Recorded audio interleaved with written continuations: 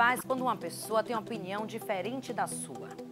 E se ela tem a mesma opinião que a sua, mas apresenta uma nova forma de olhar? Bem, eu sugiro que você pare, escute, reflita, debata. Não com a intenção de mudar a opinião do outro, mas com o interesse de ampliar a sua visão de mundo, o seu conhecimento. Bem, esse é o objetivo do seu novo programa Ponto de Vista. Venha comigo, que eu tenho convidados muito especiais.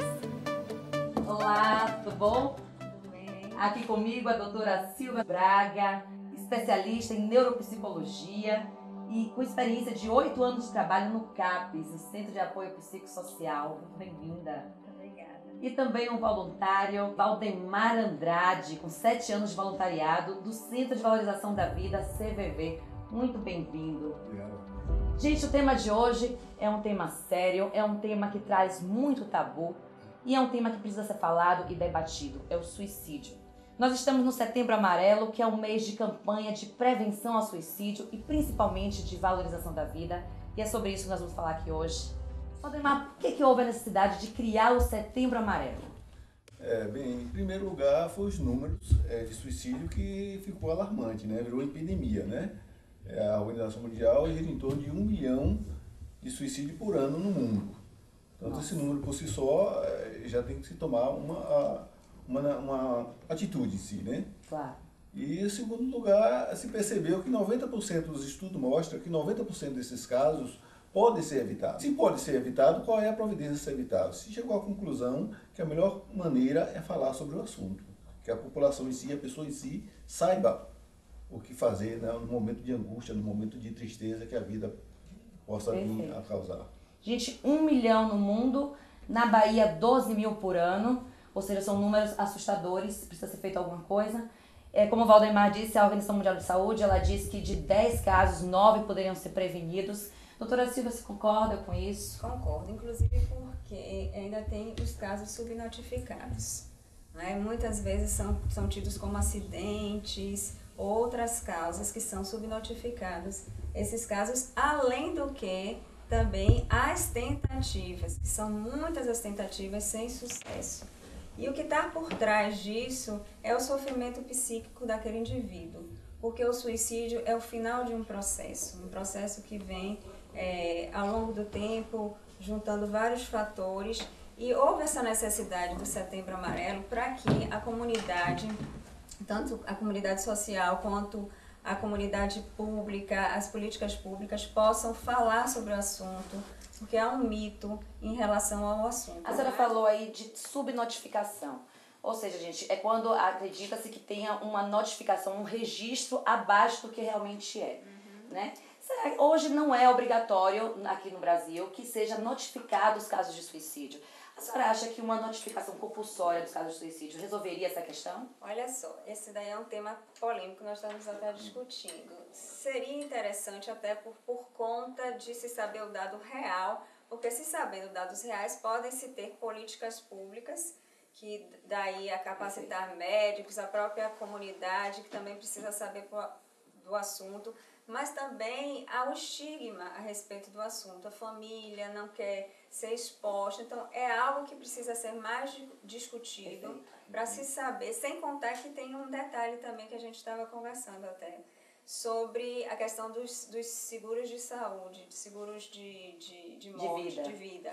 Não é? Que quando se é detectado que foi por suicídio, a morte foi ocasionada por suicídio, o seguro ele não é válido. Isso também tem uma implicação. Fica até com essa curiosidade, econômica. Isso vem na cláusula do seguro? Sim, na cláusula do seguro vem especificando causas, mortes naturais, acidentais, enfim. Então, às vezes, houve um suicídio, mas às vezes por conta desses trâmites mesmo legais e sociais e que se expõem também à família, por conta do estigma, dos mitos, né, de que quem comete um suicídio é fraco, a noção do pecado que vem desde lá de trás, enraizado na sociedade, né? Desde a Idade Média, enfim, não é? Então isso tudo causa uma penumbra, uma sombra. Para que as pessoas tenham noção real, né, Valdemar, da gravidade do problema, porque às vezes quando é subnotificado, você fica sem saber se realmente não fica claro para a população que é um problema de saúde pública gravíssimo. Isso é importante porque, como não se falava em suicídio anteriormente, de forma aberta, o problema não existia. E se o problema não existia uma política pública, não existia um movimento social. Se não há o problema, não há solução. Não há solução. Portanto, esse é um dos fatores de chamar a atenção do Setembro Amarelo, para que se perceba que existe um problema de fato, um problema real e gravíssimo, para que as políticas e todo o movimento social foque para o assunto. Falando da campanha, Valdemar, começou quando o Setembro Amarelo? Uns 4 anos atrás, né?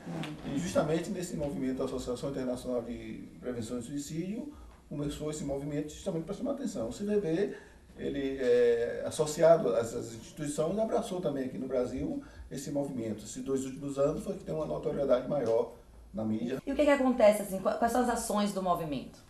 Existem várias ações, né? Inclusive aqui em Salvador tem a iluminação do elevador Lacerda.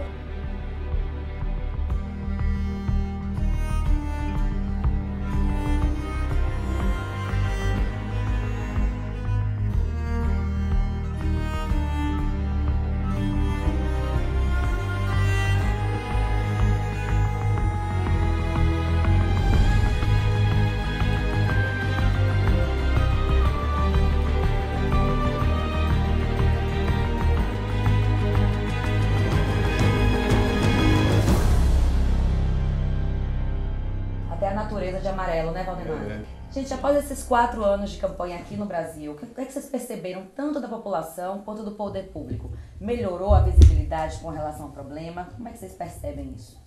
Eu estou percebendo uma receptividade muito grande. As pessoas realmente estão muito interessadas no assunto, né?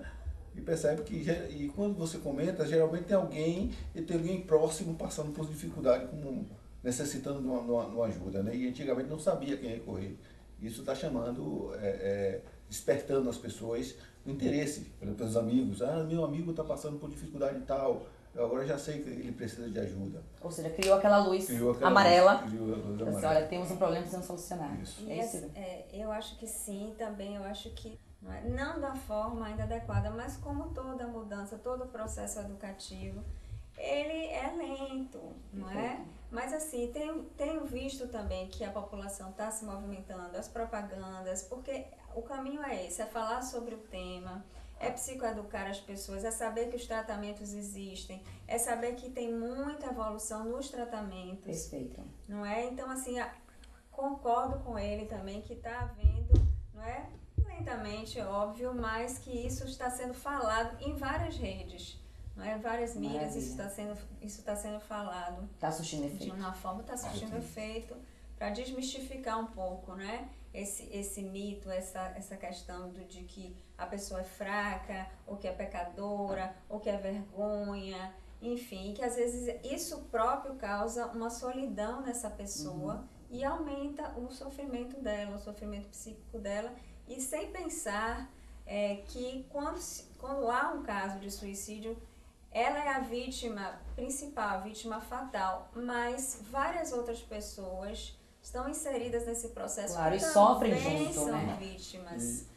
Não só familiares diretos, como amigos, como vizinhos, enfim, é um sofrimento da sociedade também. E um sofrimento que pode, ele já está vendo, que pode ser prevenido, pode ser evitado. Pode. Com diálogo e com conversa e esclarecimento. Gente, vamos dar um pequeno intervalinho e depois a gente volta com esse assunto.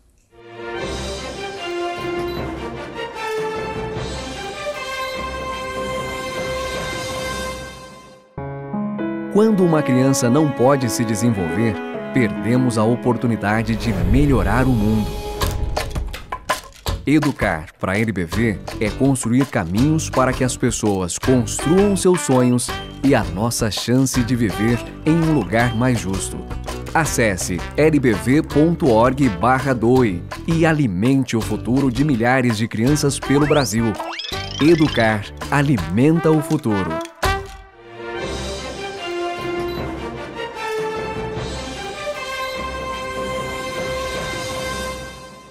Estamos de volta com o programa Ponto de Vista, hoje falando de suicídio, um tema super sério que traz muito tabu. Estamos no Setembro Amarelo, que é um mês de campanha de prevenção ao suicídio, principalmente de valorização da vida. Nós falamos há pouco alguns dados estatísticos, eu trago mais um dado para você. Até o momento, 114 registros de suicídio aqui na Bahia, segundo a Secretaria de Saúde, um número alto. Mas estamos falando de números frios. Agora, quando a gente vai para trás desses números, sempre tem uma história, tem uma pessoa. E é isso que eu convido vocês para a gente assistir agora. Nossa equipe de jornalismo aqui da TV Alba preparou uma matéria especial. Nós vamos ver. Rodou. Quem vê a jovem Tainã assim, esbanjando simpatia e saúde, não imagina que há 8 anos, por causa de um quadro de depressão, ela quase desistiu de viver. Tentou suicídio. Felizmente, com a ajuda da família, ela fez tratamento e hoje, aos 27 anos, voltou a sorrir e enxergar a beleza na vida. Me sentia triste, isolada, é uma dor que eu não sei explicar. Talvez na alma, né? Aquela coisa de você querer realmente se livrar e não conseguir. Quando eu cheguei em um estopor, em uma situação que eu estava em uma situação de muita dor, aconteceu uma circunstância pessoal e isso fez com que explodisse tudo, né, do que eu estava sentindo.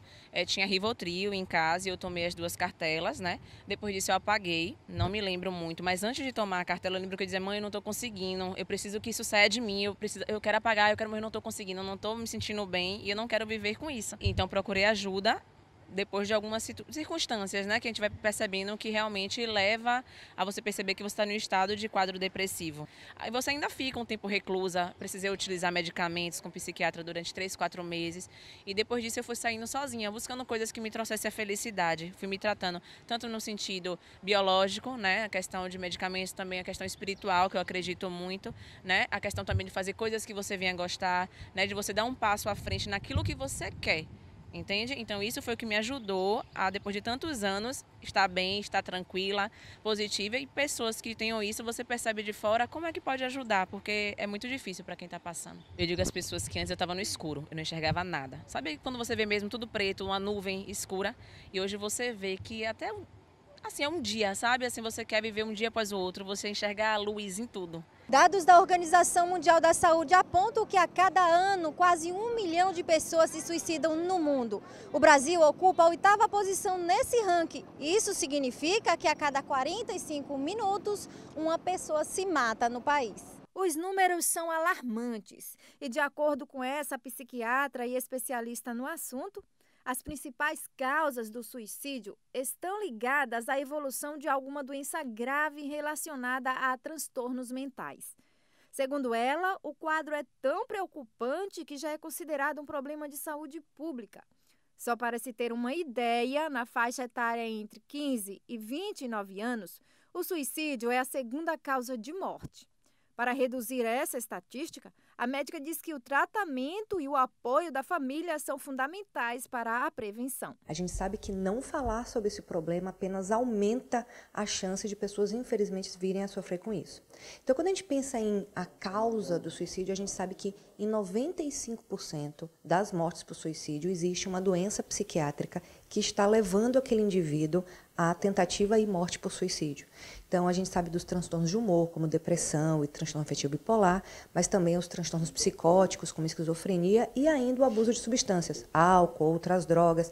Todos esses transtornos podem, com a gravidade da doença, evoluir para uma tentativa e, às vezes, por morte por suicídio. Outro aliado no combate a esse problema que atinge milhares de pessoas em todo o mundo é o CVV, o Centro de Valorização da Vida, que funciona nessa casa em Salvador e que, por sinal, está toda decorada de amarelo, cor que simboliza o mês de setembro, dedicado ao movimento para a prevenção do suicídio.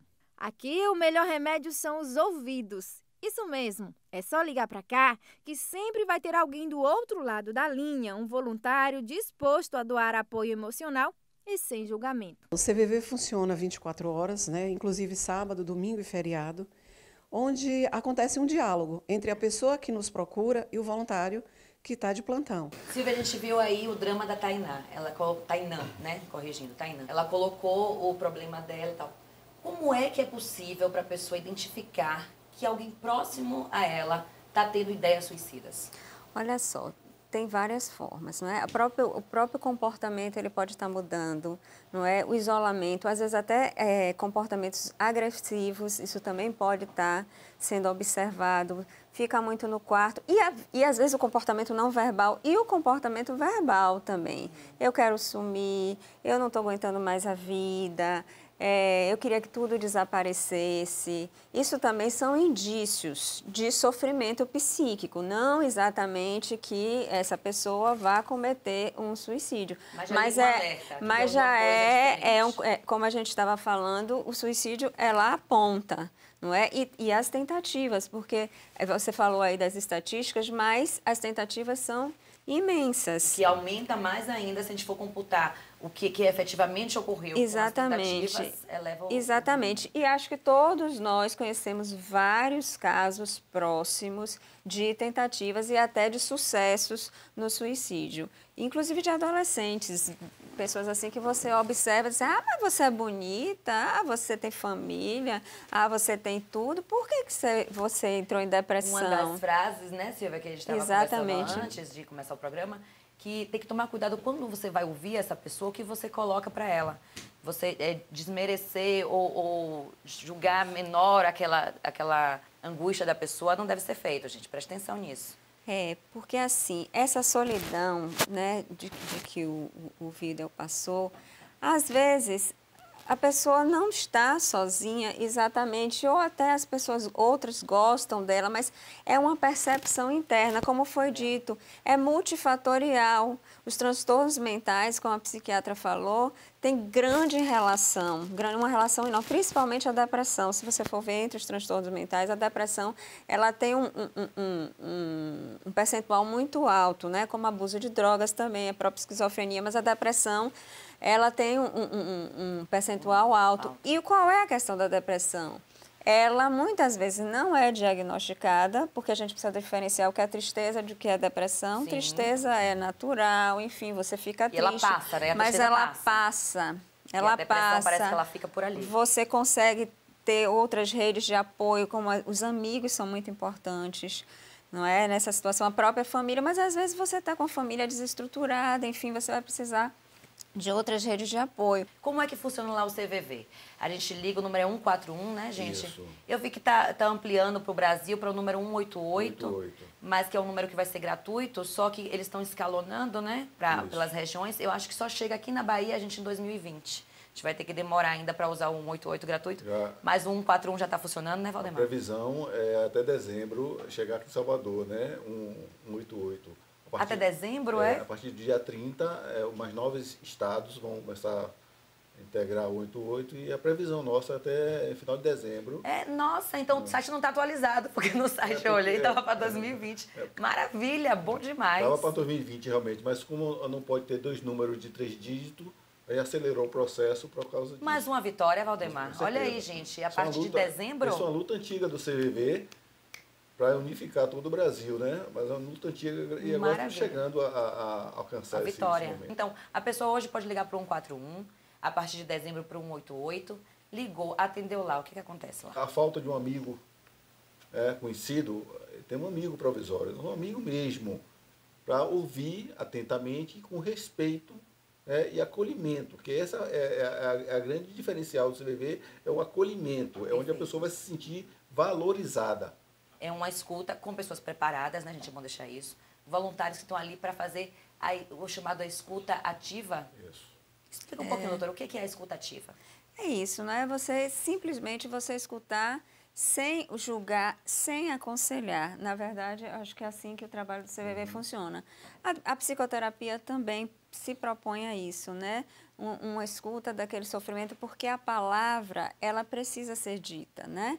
É uma forma também de você elaborar seus pensamentos, seus sentimentos, e assim, de entender suas emoções, e a partir do entendimento dessas emoções, você ter consciência de que caminhos você pode ter, que ali não é o fim do caminho, na verdade. Só que a psicoterapia também é um processo, enfim, né? E que não é toda hora, às vezes uma pessoa que realmente está num potencial suicida, às vezes ela precisa naquela hora imediata. Então o CVV entra aí. Então é como se fosse um trabalho multidisciplinar. Isso é importante que as políticas públicas pensem, não é? Trabalhos multidisciplinares, é psicólogo, entendendo que às vezes é preciso de uma medicação mesmo, é psiquiatra, sabendo também que não é às vezes só a medicação, que precisa também de um outro tipo de trabalho, não é? O trabalho, são trabalhos diferentes, na verdade, mas que se combinam, que se somam, um trabalho multidisciplinar, interdisciplinar. É importante perceber que no CVV nós falamos da necessidade da outra pessoa.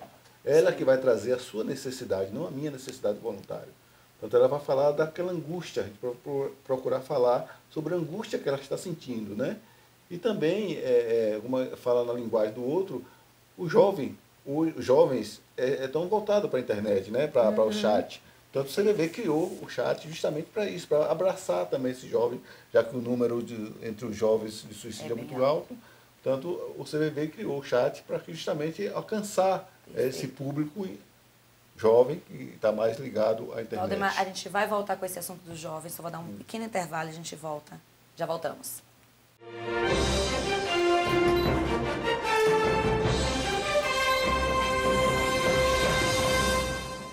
Um mosquito não pode ser mais forte que uma pessoa. Um mosquito não pode ser mais forte que 1 milhão de pessoas, que 60 milhões de estudantes, professores e trabalhadores da educação que estão mobilizados para combatê-lo. Um mosquito não é mais forte que um país inteiro. Mobilize sua turma, seus colegas, sua escola. Participe. Ainda temos muito trabalho pela frente, mas juntos somos mais fortes. Não podemos deixar o mosquito se reproduzir. Ministério da Educação, Governo Federal.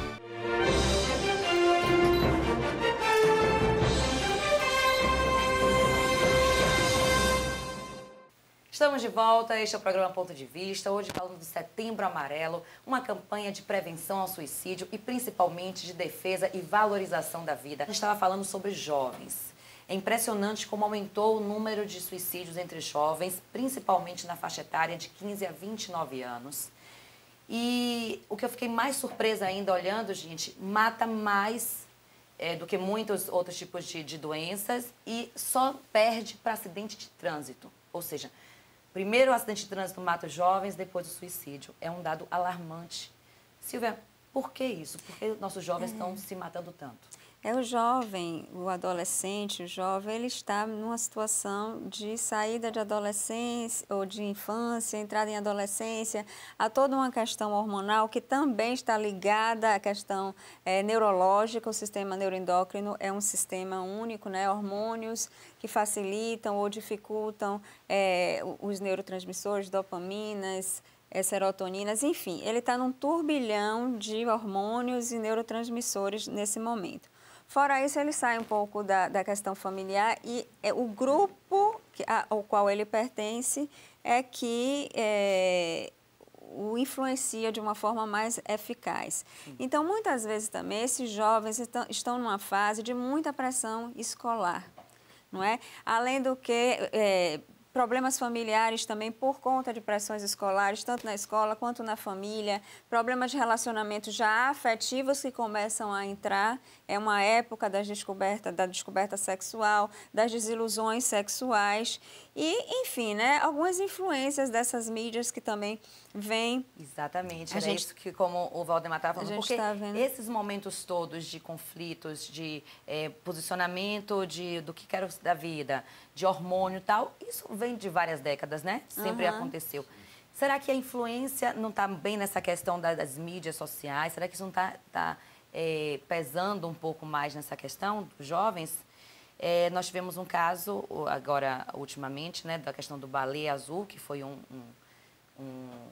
não sei se eu posso chamar de jogo, mas uma espécie de jogo, que levou a muitos jovens se mutilarem e tal. Essas mídias, elas estão contribuindo para isso? Vocês acreditam nisso? O ponto de vista do jovem é diferente do adulto, né? E aí essa comunicação fica difícil.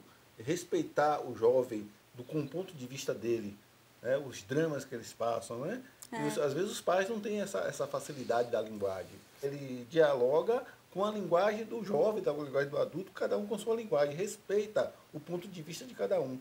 Perfeito. E dá o canal justamente para que a pessoa seja ela mesma no diálogo. Isso facilita diminuir essa solidão que o jovem sente, né?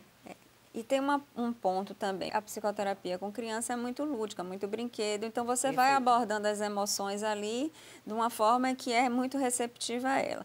Já o adolescente, geralmente ele não tem tanta essa demanda.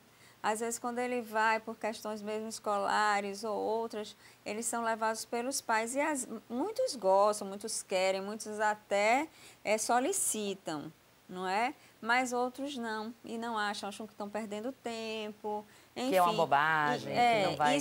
Pois é, então isso também dificulta um pouco o trabalho, o tratamento, o desconhecimento também por parte desses jovens. Então, o que é que acontece? Eles ficam inseridos somente naquele ambiente ao qual eles estão pertencendo. Se for um ambiente nocivo, nesse caso de jogos, e hoje em dia a gente vê que eles estão todos só nessa questão de internet, que muitas vezes os pais não têm um controle. Não é? Claro que a gente está falando, gente, que a internet também é um ambiente que tem muitas coisas boas. Muitas coisas boas. E é justamente isso que a gente quer, que seja resgatado as coisas boas da internet. E as coisas que são nocivas, que os pais e toda a sociedade preste atenção para poder combater. A gente coloca muito, quando se fala de suicídio, acho que isso também tem todo um tabu, quando envolve imprensa e meios de comunicação, de não noticiar suicídio. Da seguinte forma, não noticiar os métodos que levou ao suicídio, os pormenores, para que não haja um incentivo. Mas falar de suicídio é interessante, é necessário e precisa ser falado. Porque é através da fala que chega ao conhecimento que a gente evita. Teve um outro caso também que eu estava lembrando aqui, a gente falou do Baleia Azul e de um seriado norte-americano, se não me engano. 13 Reasons Why. O questionamento de muitas pessoas com relação ao seriado é justamente isso, porque ele detalhou demais, além de detalhar demais o método suicida, ele colocou como se o suicídio fosse uma solução para a questão do bullying, que é uma outra questão que os jovens sofrem muito, o que não é, né? Fala um pouquinho, doutora, o que você achou disso? Você teve casos concretos aqui na Bahia de pessoas que passaram por isso por causa de influência de mídias? As mídias influenciam, não é? Mas, assim, essa questão exatamente do bullying, ela também precisa... É a mesma questão, né? Ela precisa ser falada com quem entende, de falar que está sofrendo bullying, ter apoio da escola, não é? Porque a escola precisa estar atenta. A Organização Mundial de Saúde, ela fala de prevenir os profissionais de todas as atenções, a atenção básica, das atenções especiais. Mas a educação também, as escolas também têm esse papel, não é? De estar verificando. Então, se ela percebe que tem um bullying, tem que ter uma intervenção ali diretamente, conversar com os pais. Quando a gente já vê, muitas vezes já está o caso... ou na internet, ou já foram espancadas. Já extrapolou. Extrapolou. Podia ter sido evitado antes até chegar na medida drástica. Na medida drástica. E se nós, adultos, temos dificuldade, que já temos uma experiência, temos dificuldade de lidar com certas questões, com certas pressões, humilhações, inclusive violências físicas, imagine um adolescente. Não é? Que está começando praticamente a vida e que está num turbilhão de emoções, de comportamento, sem saber como tá se comportando. Valdemar, vocês do CVV têm muitos parceiros e tem a Companhia de Teatro Evolução, fez alguma série de vídeos, né, justamente para ajudar nesta campanha. E vamos ver um? Achei bem interessante.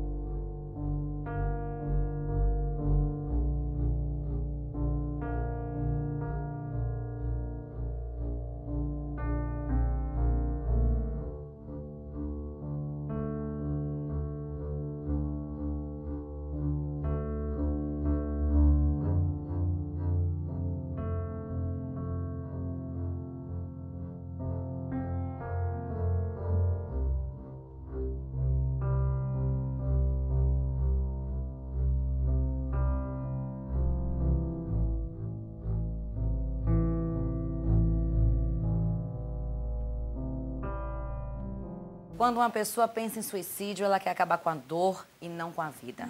Nós temos a obrigação de debater sim, de conversar, de falar, porque a gente vai mudar essa realidade. Infelizmente, nosso tempo está acabando. Valdemar, chame todo mundo para engajar nessa campanha. É isso, a gente está percebendo a receptividade dessa campanha muito grande. Todos os setores que a gente busca parceria está tendo uma abertura muito grande, inclusive da imprensa, muito forte essa participação, né? E o CVV está lá 24 horas, porque nós entendemos que a dor do outro não tem hora marcada. E não pode fechar as portas. A hora que tiver, e nosso esforço é para manter o trabalho 24 horas. Porque repete, por favor, o telefone, o site e o endereço aqui em Salvador. É 141 o telefone. E nós ficamos ali próximo da Moraria, né, a Rua do Bangala, próximo do quartel-general da Moraria. Doutora Silvia, muito obrigada. Deixa uma mensagem para a família ou para a própria pessoa que esteja passando por uma situação dessa. Que a família fique atenta, né? Porque é isso, a família também é um sistema familiar e as emoções, os pensamentos, isso precisa circular, não é? De ter atenção mesmo e ver que tipo de ajuda aquela pessoa está precisando. É um problema de saúde pública, então tem muita gente que os tratamentos estão evoluindo, tem solução sim, que basta procurar, que vai encontrar. Pronto, fale, converse, procure. Gente, esse foi o Ponto de Vista, espero que vocês tenham gostado. Continue vendo nossa programação aqui na TV Alba. Semana que vem estou de volta com outro tema muito especial para vocês. Pare, escute, debata, reflita, amplie seu ponto de vista.